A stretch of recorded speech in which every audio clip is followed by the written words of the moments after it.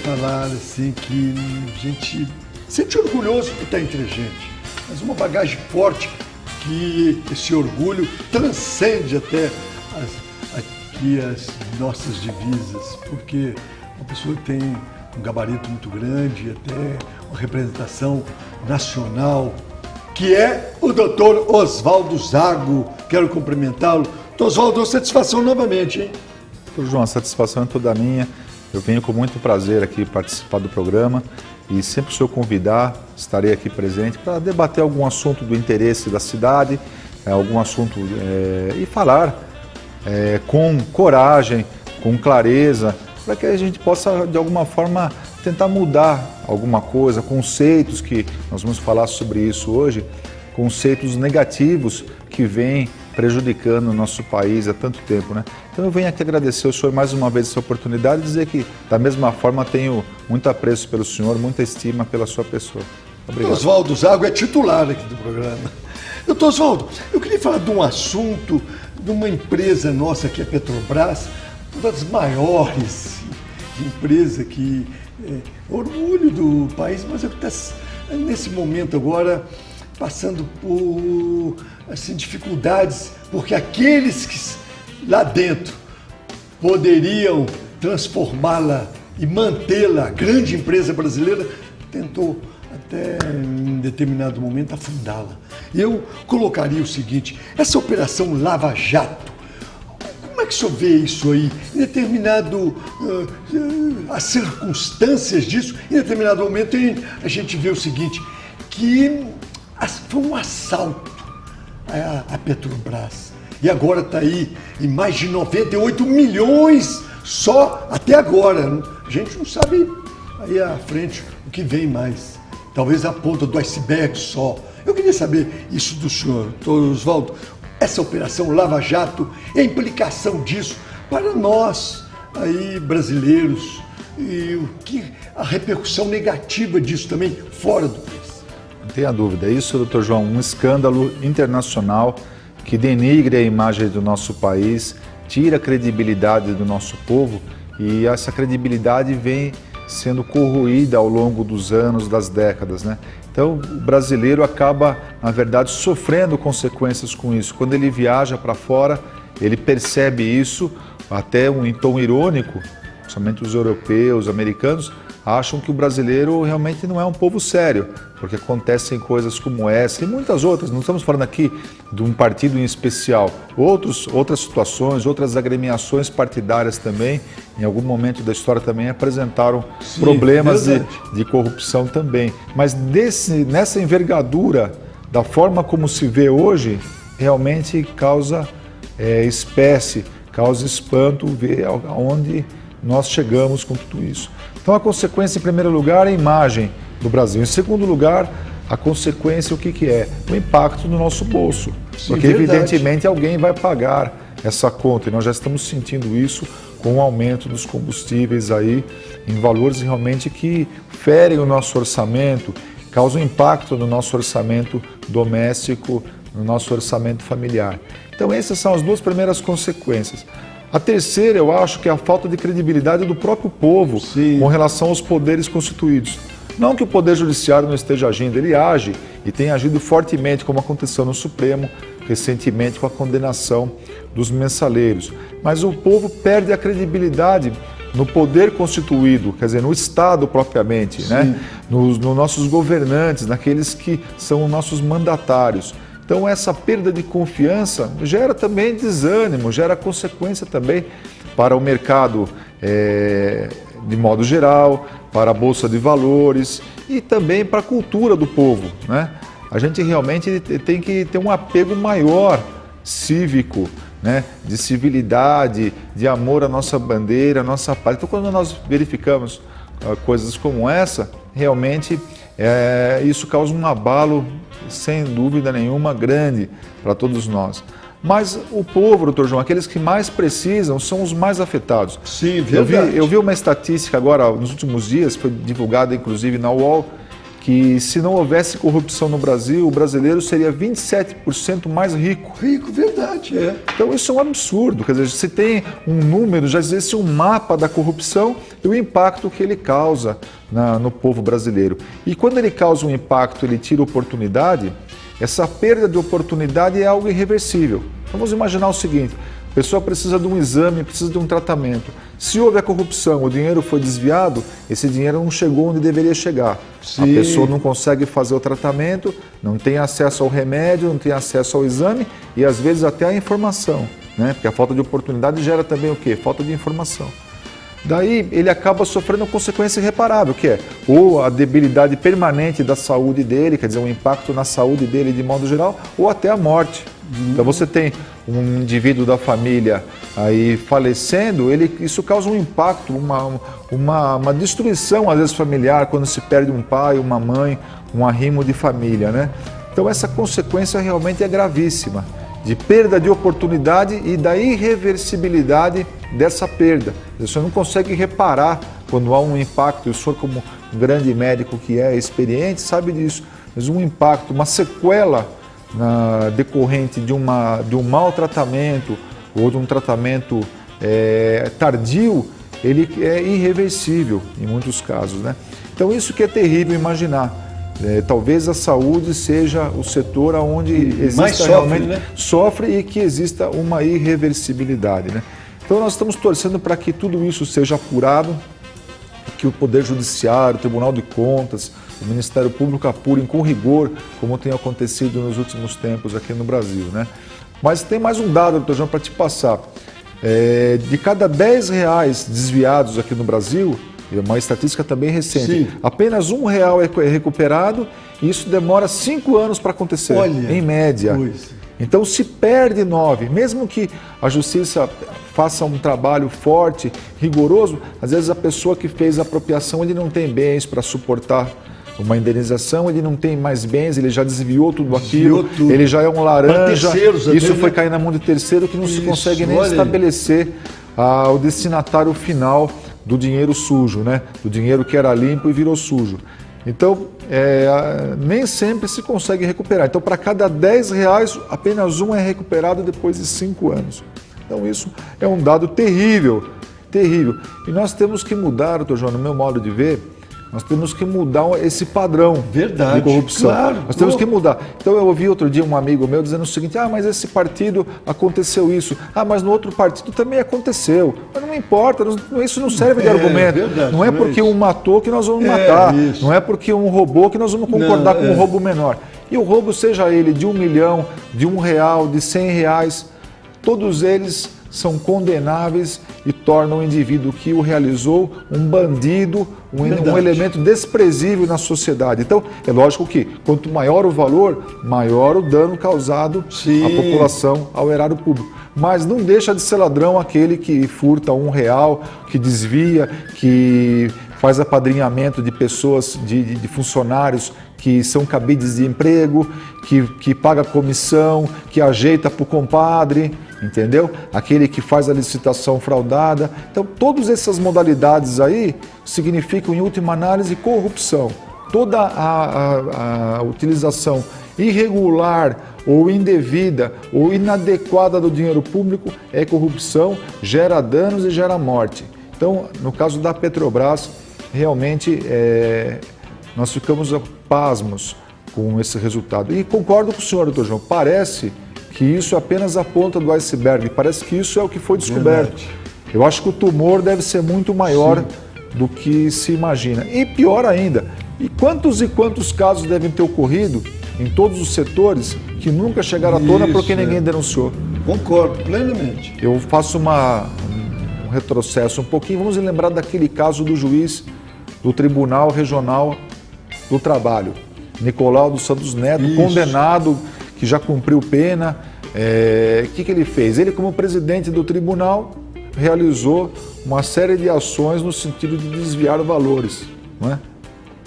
Então, por que aconteceu isso? Como é que se chegou a esse resultado? Como é que se descobriu que ele tinha feito isso? Porque o genro fez a denúncia. Vamos lembrar um pouquinho do caso.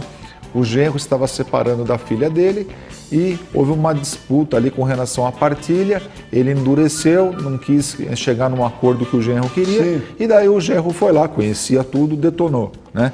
E às vezes essa detonação, se existe esse nome, vem de pessoas próximas, vem de pessoas da família, né? Muito próximo. A detonação vem de pessoas da família, vem de pessoas próximas, vem do amigo que deixa de ser amigo ou que nunca foi amigo. Às vezes ele não é nada mais do que um interesseiro, um oportunista, né? Porque os políticos também são cercados de pessoas oportunistas, de bajuladores, de pessoas mal intencionadas, que as nem sempre são detectadas. Ele pensa no primeiro momento que é amigo, que é parceiro, vamos colocar entre aspas, né? Um termo até marginal, vamos dizer parceiro, hoje virou um termo marginal. Ele é meu parceiro, só que, na verdade, é um bandido infiltrado. Verdade. Agora, doutor Oswaldo, duas coisas. Primeiro é o seguinte, a gente viu que diretores ali da Petrobras, ali pessoas em setores importantes, aqueles que então, eles quase que eram os chefes, eles comandavam toda essa corrupção. A primeira coisa que eu queria, se eu pudesse também falar sobre isso. E a outra coisa é o seguinte, esse dinheiro, a devolução desse dinheiro e também punições assim, alternativas, além de devolver, etc., eles deviam fazer algum trabalho à comunidade, ao país, porque preso pouco tempo aí, daqui a pouco eles estão fora, etc., outros têm delação premiada, etc. Como é que o senhor vê essa coisa? Eu acredito que nessa altura, e a imprensa tem divulgado, muitos bens dessas pessoas envolvidas devem estar bloqueados. Né? E o Ministério Público e a Procuradoria-Geral da União, com certeza, vai encetar todos os esforços para reverter e recuperar esses valores, né? Mas muitas das vezes os valores foram parar até em contas no exterior. Isso né? Colocou isso. Ou viraram dólar, às vezes troca em moeda e isso desaparece, né? Não sei se vão recuperar tudo isso aí, tomara que sim. Agora, fora a ação de ressarcimento, existe a ação de improbidade, que pode ser movida contra essas pessoas, que podem gerar consequências pesadíssimas, como multas muito pesadas, e até a inelegibilidade dessas pessoas. Podem se tornar fichas sujas e não poderem concorrer mais a cargos eletivos, não poder mais contratar com o poder público, e tem uma série de consequências mais, né? Perde os direitos políticos. E também existe o processo criminal, né? Evidentemente que o desvio desse dinheiro acabou caracterizando uma série de crimes, como estelionato, apropriação indébita, corrupção ativa, corrupção passiva, formação de quadrilha, lavagem de dinheiro, quer dizer, tudo isso vai ser apurado. E o crime já está caracterizado, não é a delação ou a pessoa acabar confessando o crime e fazendo uma delação premiada que o crime vai desaparecer. O crime já se consumou quando ele saiu da esfera de vigilância da entidade, da autarquia, do poder público e foi parar na mão de terceiros. Agora, então, já caracterizou. Agora, na delação premiada, há uma diminuição da pena? Sem dúvida. Realmente eu acho que a lei foi sábia ao prever a delação premiada, porque a pessoa que acaba de alguma forma contribuindo, e para que ele tenha direito à delação premiada, ele tem que contribuir, e a contribuição dele tem que ser eficaz para a descoberta de outros crimes. Não adianta ele fazer a delação de algo que já foi descoberto. A delação tem que levar a autoria e materialidade, quer dizer, o envolvimento de terceiras pessoas e a detecção de todo um esquema. Então, há necessidade disso. Então, a lei foi sábia ao prever uma redução de pena para estimular a pessoa que se vê naquela situação ou que por algum motivo resolve não participar mais do esquema e voltar para o mundo dos homens de bem, da licitude, da dignidade e tudo mais, ele tem uma redução da pena, ele vai ter algum benefício. Eu acho muito positivo isso e vai criar mecanismos realmente de recuperação de valores e indenização de última análise, né? Mas eu diria até mais, doutor João, eu acho que o que nós temos que prever, nós temos que zelar, nós temos que cuidar é da nossa dignidade, pessoal. Verdade. O indivíduo que pratica um ato ilícito e ele causa dano, seja de menor ou de maior valor, ele perde a dignidade. Então nós temos que manter a dignidade. Um homem sem dignidade não é um homem, é um rato imundo, desprezível e que tem que ser retirado do seio da sociedade. Ele tem que ser realmente, ter a sua liberdade restringida para que ele pague e isso sirva de exemplo, para que outras pessoas não venham a fazer.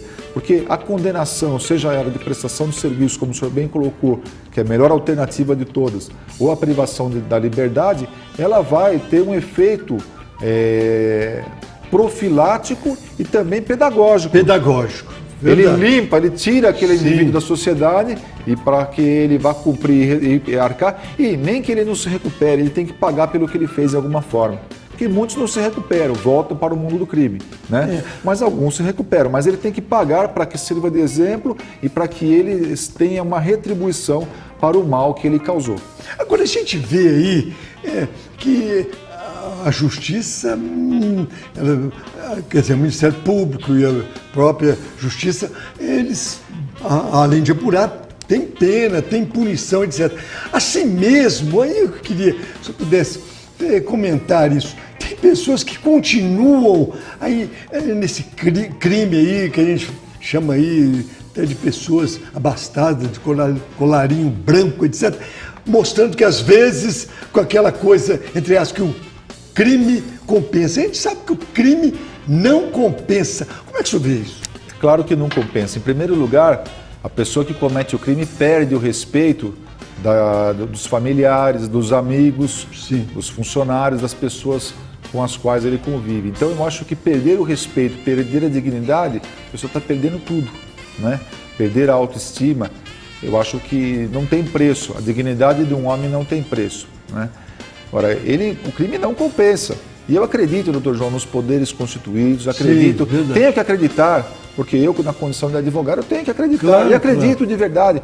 Eu sei que existem bons operadores do direito, rígidos, que aplicam corretamente a lei, e sei que também existem outras situações de magistrados, às vezes, que por algum motivo acabam flexibilizando ou tendo uma visão mais flexível. A própria decisão colegiada é assim, nós vimos até na decisão do Supremo, alguns com entendimento um pouco Sim. mais flexível, outros mais duros, mas enfim, por isso que a decisão é colegiada. Para que verdade. que a maioria venha a ter o entendimento que venha a favorecer e privilegiar e efetivar o entendimento da maioria no julgamento colegiado. Mas eu acredito, eu tenho que acreditar nisso, né? E eu acho que o crime não compensa e nós tivemos agora nas últimas eleições de 2014, quantos e quantos fichas sujas tiveram as suas candidaturas barradas. Isso mostra Sim. o quê? A eficácia do Poder Judiciário atuando, punindo, reprimindo essas situações, né?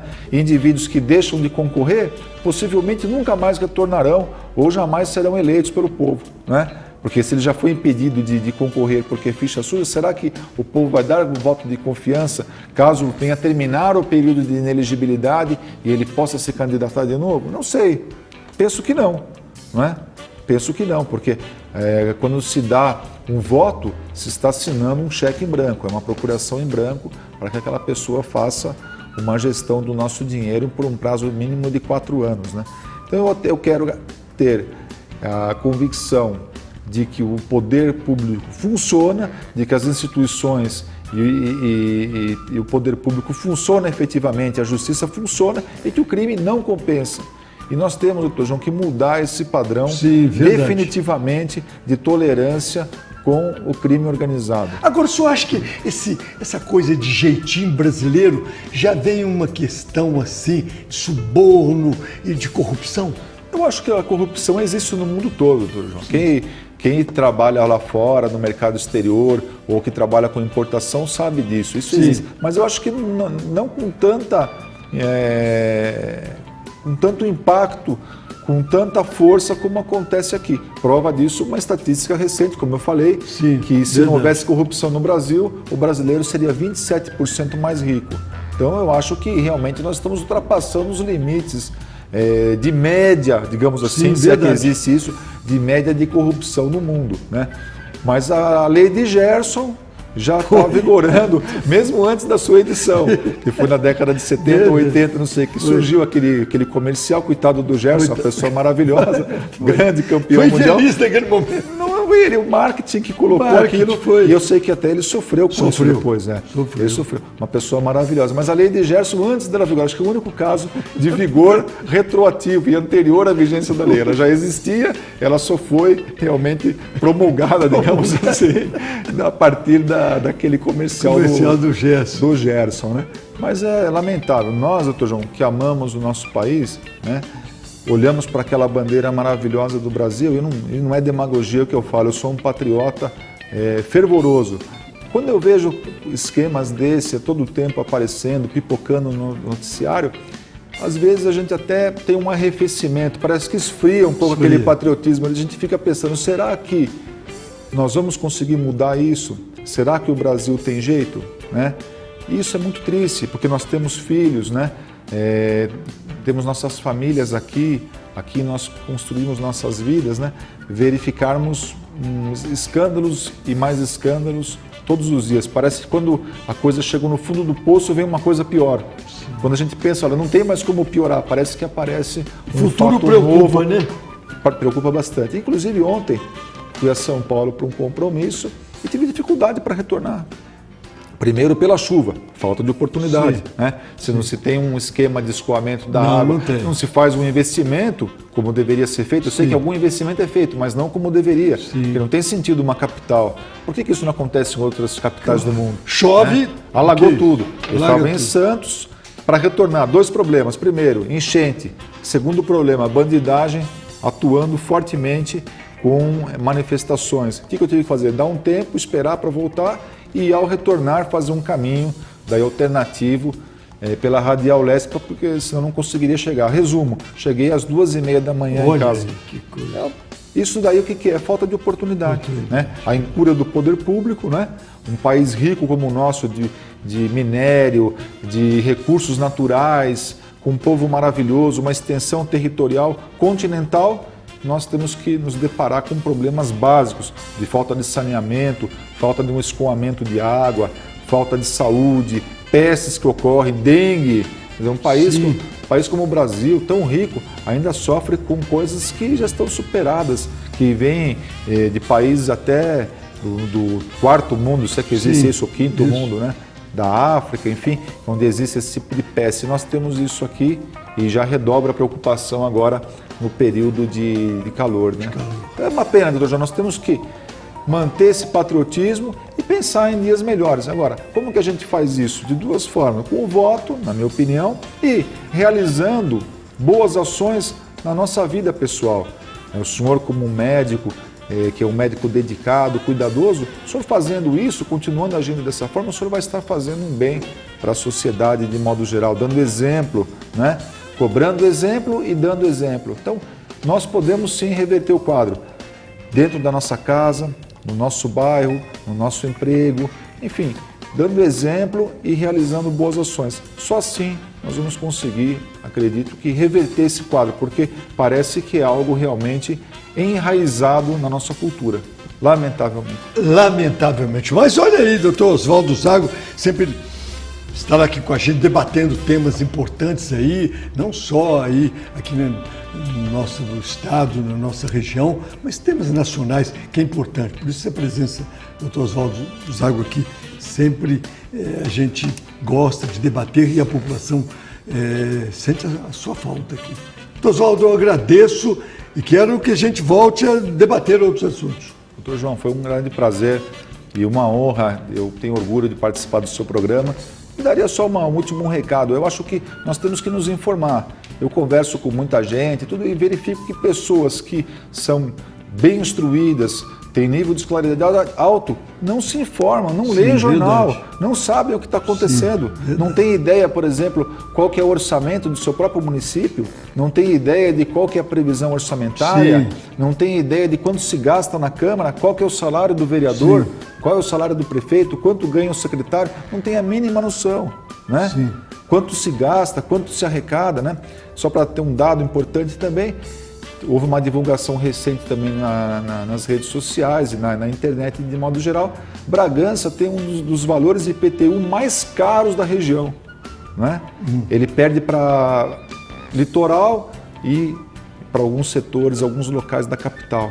Na região, salvo engano, é o segundo mais caro, né? Então são coisas que a população às vezes não tem conhecimento, não chega a informação como deveria chegar, né? E realmente a carga tributária é pesada.